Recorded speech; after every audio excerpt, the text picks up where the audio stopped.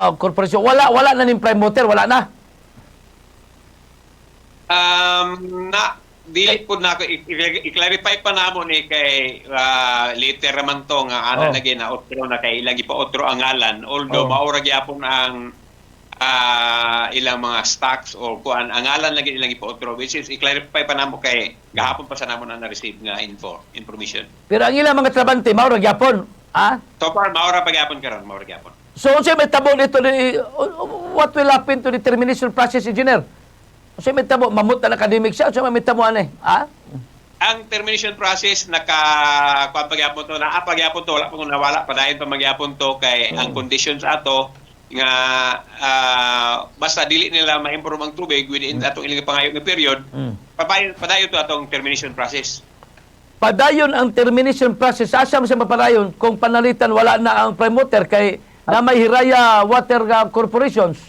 Siya may tabo ito.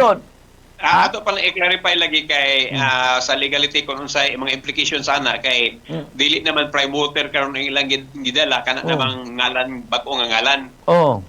So i-clarify pa nako na dili pa ko makatubag ko na Bombo James kay ato pa lang ipang-clarify sa mga sa legality ani.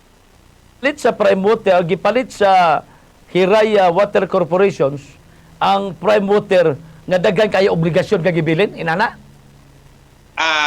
Ang prime mover gipalit sa Crystal Bridges Holdings. Kahuman pagkapalit na nila ilang gipulihan ang ngalan. O Hiraya. O Hiraya gikan sa prime mover to Hiraya. So what will happen to the kontrata sa kuan? Unsay may tabo sa kontrata sa Water District o sa prime mover padulong sa Hiraya o sa Crystal? Kay ang prime mover kanang problemado man siya, di ba? Igutan na to ang kontrata sa Water District. So, kinsa may yung lakagon ani in times of termination of katong termination process kay wala na may ang i-terminate. Tama ba ang i-terminate an engineer by the way? Napag-i-permit kay napamangyapon ang katong ilang mga material breaches of the contract. Okay. Wala man to nawala, napaman to, wala man to na correct. Although mao na ilang gipasalig nga ilang i-correct, ilang ayuhon ang katong ilang ipasalig which is wala pasad ongoing pa sila. Before sila nagpinalita engineer, nagkonsulta ba sila sa imo? Sa Water District o sa tungkudan? Wala isa ka problema kay wala na sila consultation sa tanan ni mga water districts nga under sa joint venture with Prime Water. So isa. Complex of naman legal issues, mao lagi nga sa kanang mga gipangutanan nimo gi-raise nimo gani so far di pa na ako na matubag amo pang i-raise ko na sa mga itong council. Lagi kay gigikan ta sa Water District nagkontrata sa Prime Water hangtod sa Crystal Hiraya dayon. So ang prime mover nawala na to. Kana nawala na ang ngalan nga prime mover kay kana naman ang kuan karon. Kana bago nila ganing. Pagpalit sa prime mover dito, pagpalit sa Crystal sa prime mover, unsay knowledge ito ni mo engineer nga apil ba ang obligasyon? Di ba? Murag ilang gipalit pa kami na bala mo fix ana. Kana termination process kami na bala na basta kay amo na ni. We will continue, we will still abide the contract. However, kami na musulbad sa problema. Inana ba? Base sa mga kuan mo guni, dili mo guni official nga niabot sa ato, mga balita lang ni. Ilang i-undertake ang tanan obligation under sa prime mover o katong mga previously. Okay. Pero sa base sa actual nga mahitabo diri sa ground, murag naay problema gamay ni sila kay katong previous nga owner si Villar o kini bago karon na may mga bayranon nga na-incur kani adto prior sa pag-transfer sa prime mover. Dayon napay mga issues karon kay daghan pa pod dili ka kabayran nila. So dili ta kabalo kung si prime mover under Villar Group ang mubayad ani or si prime mover under ani kang Lucio Kang Hiraya.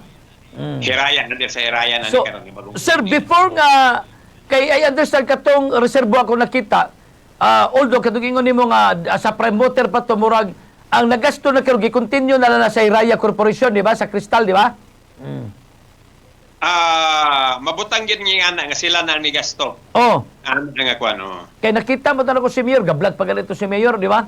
Nakita to nako murag natos gipakita ginadagway po ni Lucio ko. So that is why I am just very concerned nga ug unsay nitabo na ba para mapasabot na to sa tao. Di ba? Kay daghan ka daghan kay questions of legality bitaw nga dapat pero sir before nga nitabo na nagkahinagbo ba mo sa atong mayor sa atong syudad? O niagi ba ni City Council? Ha? Unsay sibot nimo nga before na kinagbo sa asa nga proseso? Kanang before ba nga nag-take over na gyud ba nga mo na nagasto bitaw ang Kristal or ang Hiraya before nagkainagbo ba mo sa atong mayor? Nasgutan ba ni dito sa mayor? Nasgutan ninyo ni? As kuan ang pagpalit nila sa akong gibensyon ganiha wala ta gi-consult, wala ta gi-inform, ahilan ta gi-inform nga sila na nag-take over. Na kabahin sa gikan sa promoter or kanang bagong Lucio ko paingon dito sa atong LGO, wala na ko nasayod na ato lang nakita sa post mo to ang atong nakita nga naa dito nakig meet ang bagong owner with the chief executive there sa LGO sa Malibalay. Kuan kanang informing the water district ba nga this is to respectfully inform the water district, the Maris Water District that we already bought the sana siya tawagan na nila ang na-receive nato na siya atong May atong mga month sa May nga nag-inform sila nga ilan ang napalit o sila na mag-take over sa operation pero prior ana wala ta gi-consult nga naay baligya sa ownership. Okay. Sila mag-take over sa operation sa sulat yan yung nadawat engineer, di ba? Wala gibutan dito nga whatever damages or obligation incurred by the previous management, sila po mo kuan ana? Wala? Dili kay ko makakuan nga reviewon ko pa to pero sa ako mo kan wala na siya nga provisions nga sila mo kuan sa mga unsa manggaling mga damages or unsa wala na explicitly indicated sa ilang letter. Kay ang prime water nagbilin to siya og pila to ka milyon pero no nila diyan wa pag imbabayri pila to 4 million ba to or 5 ba to? More or less mga 4 million nga among kuan sa ila ga i-collect o 4 to 5 million dayon napasay mga obligations nila sa mga kining mga water delivery tankers nga ilang ipangrenta mga almost 10 million o katong uban mga supplier nga wala pa nang bayaran nila. So meaning dako kay nga problema pa ang gibilin, ha? Dako pagid ang ilang gibilin. So sa may tabo ani kisa may paninglan ani, ha? Legally. So asa man ta maningil ani ang syudad, ha? Ang water district, asa man ta maningil ani?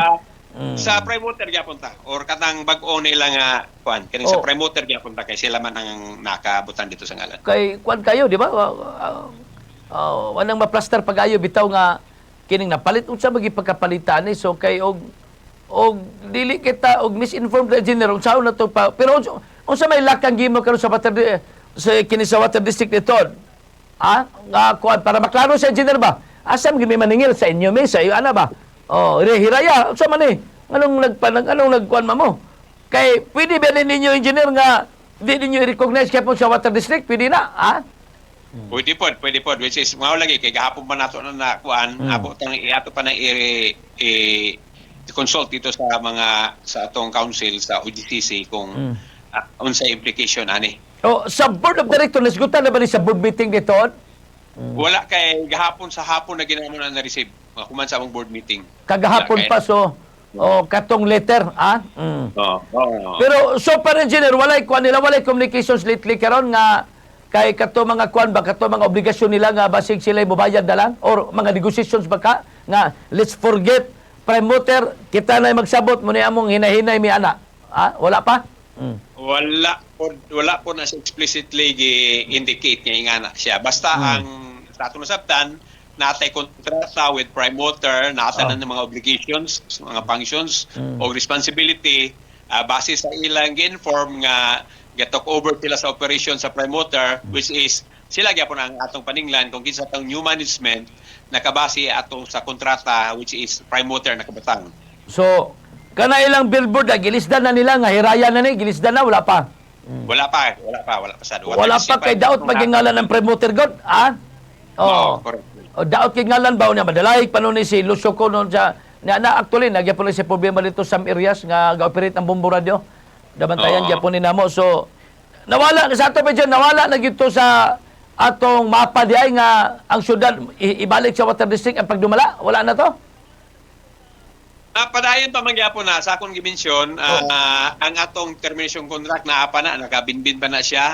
Katong gimensyon ako earlier sa atong mga interview, katong mga options nato which is arbitration or katong sa mag-file og civil case kana wala pa sa diha pa ta nga punto o wala pa ta naka forward biyan ana nga punto. Katong gimension ni mo kanina napabay wala na kuan napabay punto na to nga i-terminate ang promoter nga wala naman siya napalit naman ni lahi naman napa ba? Naapalagi kay kuan man kining napaman tong mga breaches of contract wala pa man to na resolve.